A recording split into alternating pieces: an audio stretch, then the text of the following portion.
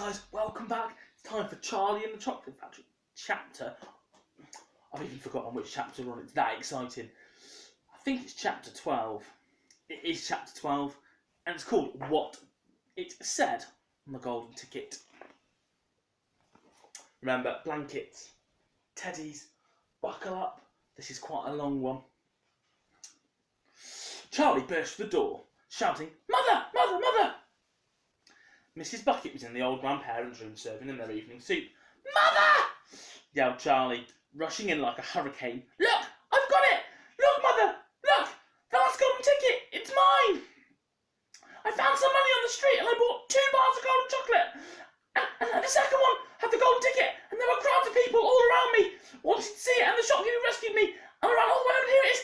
It's the 5th golden ticket! Mother, I found it!"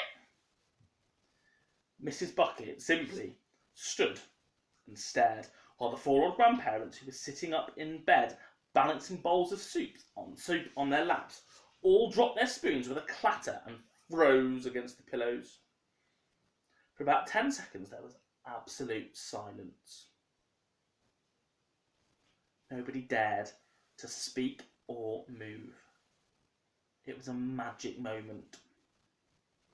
And very softly, Grandpa Joe said, "You're pulling our legs, Charlie, aren't you? You're just having a little joke." "I'm not!" cried Charlie, rushing up to the bed and holding out the large and beautiful golden ticket for him to see. Grandpa Joe leaned forward to take a closer look, his nose almost touching the ticket. The others watched him, waiting for the verdict. Then very slowly, with a slow and marvellous grin spreading all over his face, Grandpa Joe lifted his head and looked straight at Charlie. The colour was rushing to his cheeks, and his eyes were wide open, shining with joy. In the centre of each eye, right in the very centre, in the black pupil, a little spark of wild excitement was slowly dancing. Then the old man took a deep breath, and suddenly, with no warning whatsoever, an explosion seemed to take place inside him. He threw up his arms and yelled, "Yippee!" And at the same time, his long, bony body rose up out of the bed, and his bowl of soup went flying into the face of Grandma Josephine. And in one fantastic leap, his old fellow of 96 and a half, who hadn't been out of bed for the last 20 years, jumped onto the floor and started doing a dance of victory in his pyjamas. There's Grandad jumping up, look how excited he is. I love that the soup went on Grandma Josephine. My nan would have gone mad if my granddad had done that. "Yippee!" he shouted.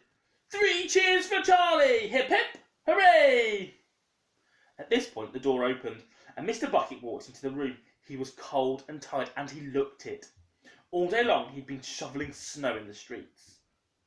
"Cripes!" he replied. "What's going on here?" It didn't take them long to tell him what happened. I don't believe it. It's not possible." "Show him the ticket, Charlie," shouted Grandpa Joe, who was still dancing around the floor like a dervish in his striped pyjamas. "Show your father the 5th and last golden ticket in the world." "Let me see, Charlie," Mr. Bucket said, collapsing into a chair and holding out his hand. Charlie came forward with the precious document. It was a very beautiful thing, this golden ticket, having been made, so it seemed, from a sheet of pure gold, hammered out almost the thinness of paper. On one side of it, printed by some clever method in jet black letters, was the invitation itself from Mr. Wonka. "Read it out loud," said Grandpa Joe, climbing back into bed again at last. Let's all hear what it says exactly." Mr. Bucket held the golden ticket up close to his eyes. His hands were trembling slightly, and he seemed to be overcome by the whole business. He took several deep breaths, and he cleared his throat and said, "All right, I'll read it. Here we go.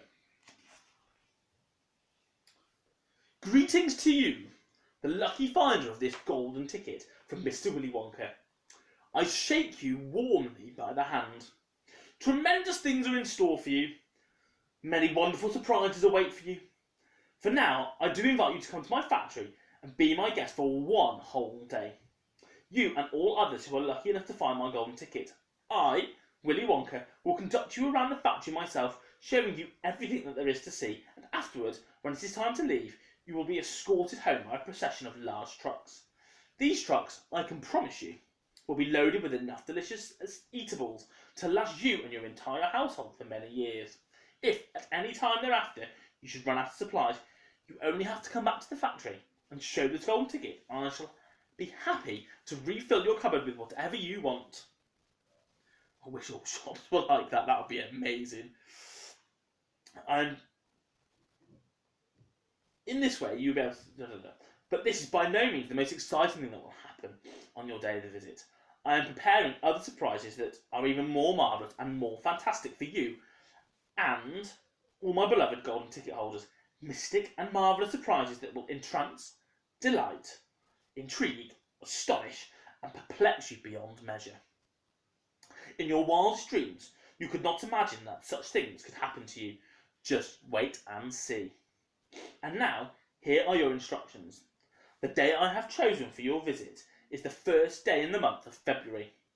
On this day, and no other, you must come to the factory gate at 10 o'clock sharp in the morning. Don't be late. Sharp means on time, no excuses. And you are allowed to bring either one or two members of your own family to look after you and to ensure that you don't get into mischief. One more thing. Be certain to have this ticket with you, otherwise you will not be admitted. Signed, Mr. Willy Wonka. That there it is, signed by him. Wow. The first day of February? Cried Mrs. Bucket. But that's tomorrow. Today's the last day of January. I know it is. Cripes, said Mr. Bucket. I think you're right. You're just in time, shouted Grandpa Joe. There's not a moment to lose. You must start making preparations at once. Wash your face, comb your hair, scrub your hands. That's really important at the minute. Brush your teeth, blow your nose, cut your nails and polish your shoes, iron your shirt, and for heaven's sakes, get all that mud off your pants. Pants are trousers in American. You must get ready, my boy. You must be ready for the biggest day of your life. Now, don't you overexcite yourself, Grandpa, Mrs. Bucket said, and don't fluster poor Charlie. We must all try to keep very calm. Now, the first thing to decide is this. Who is going to go with Charlie to the factory? I will, shouted Grandpa Joe, leaping out of bed again. I'll take him. I'll look after him. You leave it to me.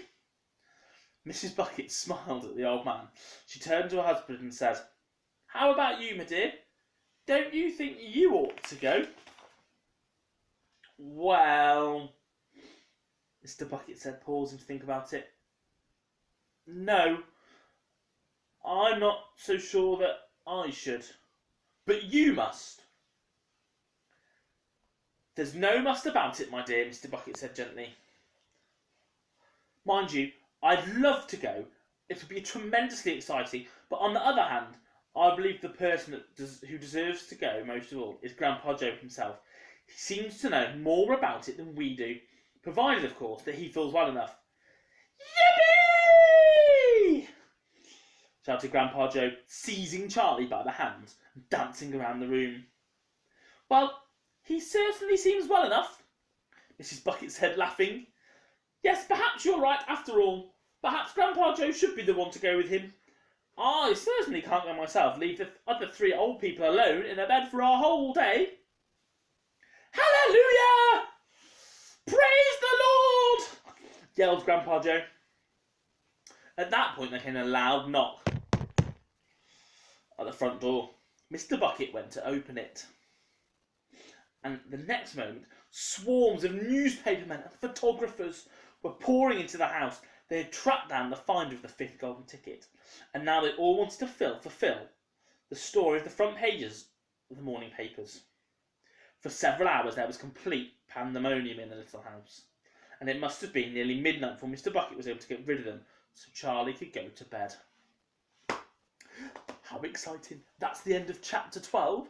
See you tomorrow for another instalment of Charlie and the Chocolate Factory. Good night.